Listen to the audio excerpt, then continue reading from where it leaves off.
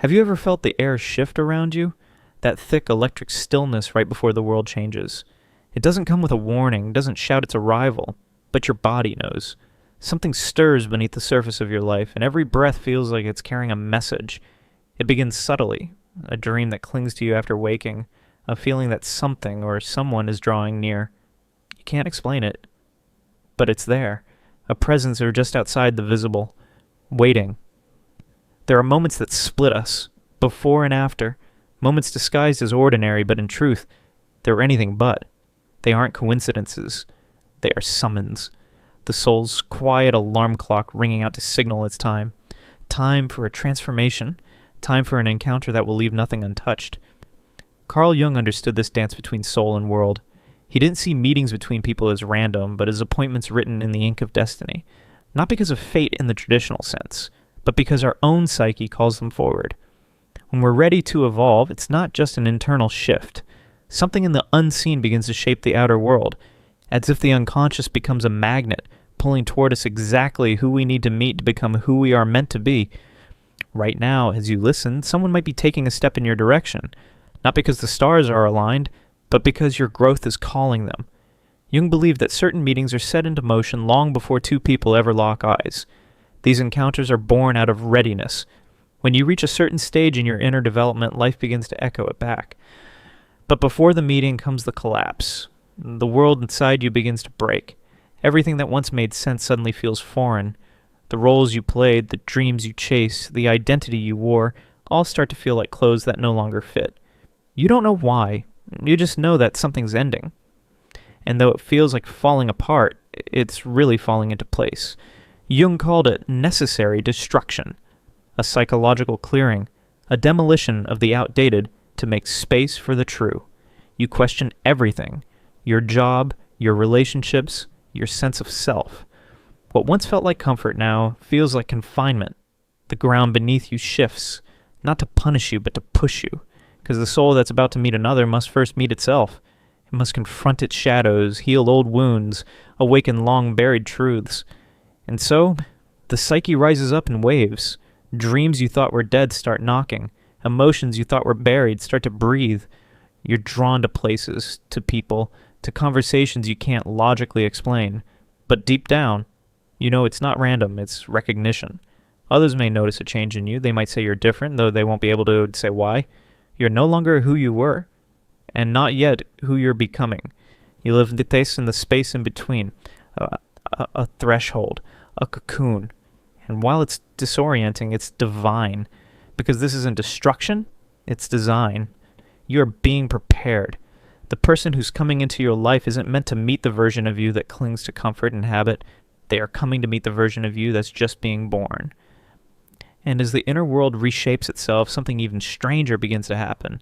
The outer world starts speaking. Reality becomes poetic. You hear a song you haven't heard in years, and it plays at the exact moment your thoughts are drifting toward a memory. A phrase leaps off a stranger's lips and lands directly on the question you've been silently asking yourself. You see the same numbers, the same symbols, again and again. The universe starts to speak in your language.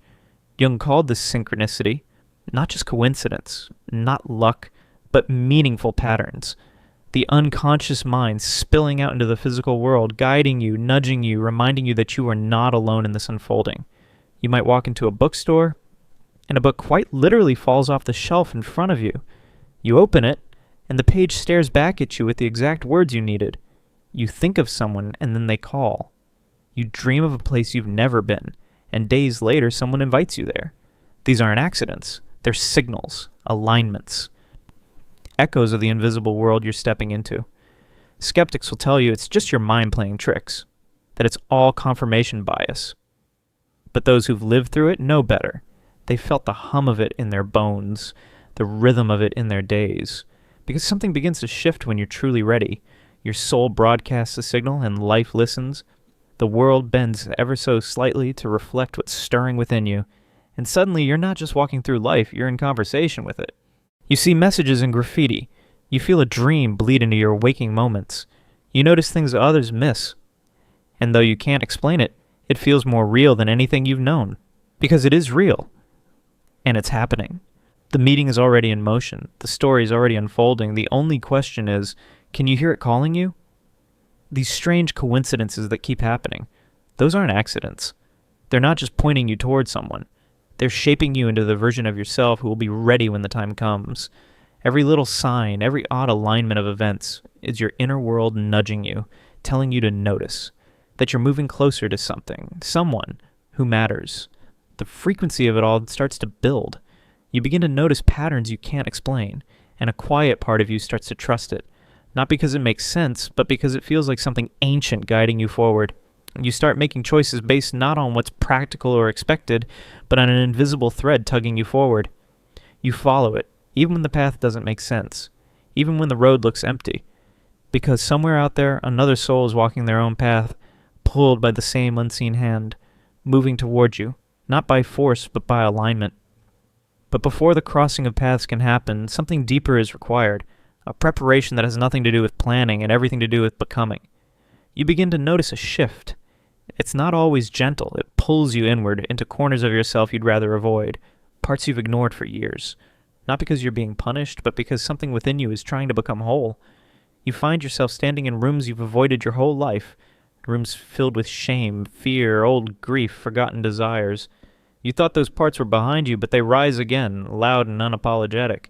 The anger you buried, the longing you were told to repress, the insecurities you painted over, all of them want your attention now. Not so you can fix them, but so you can finally see them, hold them, let them exist without shame. This is the real work, the kind that no one claps for. The quiet confrontation with everything you've been told makes you unlovable. Sometimes you wonder if you're going backwards, but you're not. This is healing in its truest form. This is reclamation. The parts of you that were wounded or silenced are surfacing because they want to come with you. They want to be part of the story that unfolds. The person meant for you won't be drawn to a polished mask. They'll be drawn to the truth of you, the messy, raw, beautiful complexity that makes you human. And just before you meet someone who matters deeply, the universe seems to turn up the volume on your deepest fears. Fear of loss, of being too much, of never being enough. And then, just when you face those shadows, you meet someone who disarms them. Not by rescuing you, but by mirroring back the parts of you you've just learned to accept. The timing is never random. The inner work makes space for the connection to mean something real. Because we don't draw people into our lives by accident. We call in reflections, mirrors of our sown evolution, our hidden pain, our unrealized strength. But to see clearly, you have to clear the fog within. There's a point where you feel like you're suspended between two versions of yourself. No longer who you were, not yet who you're becoming. That in-between space can feel disorienting, but it's sacred. It's the space where masks fall off, and the real you begins to breathe. You stop trying to be what others expect, and start allowing yourself to just be. The pressure to impress fades. You no longer bend to be loved. You expand, even if it scares you. And that expansion, that raw honesty, makes you radiant in a way that no performance ever could. Then comes the stillness. Not boredom, not emptiness, but peace. The frantic search stops, not because you've given up, but because you've finally come home to yourself. A kind of calm settles in your bones. You're no longer scanning every room for your missing piece, because you've found it within. There's no more urgency, no more needing to be chosen, just presence, just being. It's in this state that something powerful happens. You begin to attract differently. The desperation is gone. You're not looking for someone to save you. You're standing and open, rooted in self-trust, radiating something quieter, stronger. A new energy flows through you, one that doesn't beg, but welcomes. It says, I'm whole, and I'll welcome someone who is too. Love no longer feels like a performance or a transaction. It becomes recognition, a resonance between two beings who've done the work to meet themselves first. And in that meeting, something clicks, not because you were searching, but because you became ready. And maybe they haven't arrived yet, but there's a silence in your heart now that doesn't feel empty. It feels sacred, like the still air before a storm. You don't need certainty. You just know. You can feel it. They're close. You've reached a place where you're ready, not just in hope, but in being, for the kind of connection you've always dreamed of. The restless questions about timing, about how it will happen, or if it even will, have faded because you trust the journey that's brought you here. You've faced your shadows, done the inner work, followed the subtle signs that often go unnoticed. Now all that's left is to stay open and let what's meant to unfold, unfold. What so many miss, what Jung deeply understood, is that this person might not arrive exactly how you expect. Maybe they'll be a lover, or maybe they'll show up as a mentor, a creative partner, a friend, or even just a brief encounter that changes everything. The shape of the connection doesn't matter as much as the transformation it sparks inside you.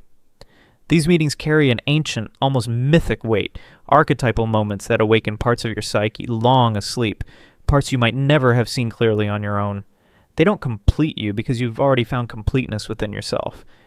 Instead, they reflect back who you really are beneath the masks, the fears, the conditioning.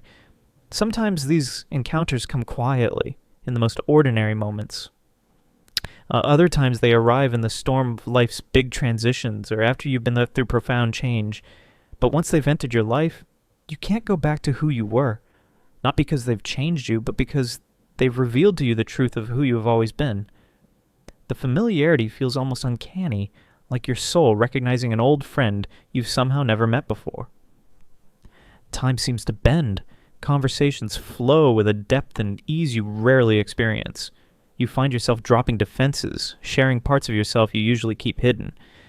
Jung would say this is the soul recognizing itself in another, not in some mystical fantasy, but in the very real way that this person holds up a mirror to the parts of your inner world ready to be seen, accepted, and integrated. They become a living reflection of your own unfolding transformation. So how do you prepare for something this profound? Or as Jung's answer is simple but powerful. You become yourself. You keep doing the hard inner work, even when it's uncomfortable or confusing. You follow the strange coincidences, the synchronicities that don't always make sense but feel meaningful all the same. You stay open to growing, evolving, changing. The more authentic you become, the less you need to hunt for this connection, because authenticity itself pulls other authentic souls close. You move toward whatever lights your spirit on fire. You listen closely to the whispers of your intuition, trust the dreams that feel like messages, and allow creativity and curiosity to lead you. The person who will shift everything isn't searching for a perfect version of you. They want the real you. The soul doesn't call in perfection. It calls in truth. So preparation isn't about polishing or fixing yourself, but about peeling back the layers of denial and fear. It's about being honest with your desires, your doubts, your edges, your wounds. That honesty creates an invisible magnetic field that draws in others walking their own path toward authenticity. As the mystic Rumi captured so well, the task is not to seek love, but to clear away the barriers within yourself that block it. The true work lies not in finding the right person, but in removing what stops you from recognizing them when they appear. When it finally happens, it may not look like the movies. There might be no fireworks, no grand soundtrack swelling in the background. Instead, there could be a quiet stillness, a slowing of time, a sense that everything you've lived through was leading to this very moment. You might simply look at each other and feel, there you are, I've been waiting for you. The recognition happens somewhere deeper than the eyes, where the soul exhales and the endless seeking finally ceases, not because the journey is over, but because the real journey is just beginning. This meeting was never about finding someone else. It was about finding yourself so wholly that when they come, you already know how to be found. That is Jung's gift to us, the knowing that these profound encounters begin as whispers deep in the unconscious, long before they touch the surface of reality. The signs have already been speaking, the synchronicities have been moving, the preparation is already happening. All that remains is the question. Are you listening? Your soul knows the answer, and somewhere another soul is listening too, following their own signs, their own path of preparation. You're being drawn together by forces older and wiser than intention, more certain than chance. Trust this process. Trust the signs. Trust that everything you've been through, every trial, every lesson, every victory has been shaping you for what's coming next. Your transformation is not just about you anymore. It's relational, profound, and on the verge of unfolding. If you felt any of this stirring within you, you're part of a vast, unseen community. People who understand that the most important moments in life start quietly inside the soul. The meeting you've been readying for all your life might already be closer than you imagine.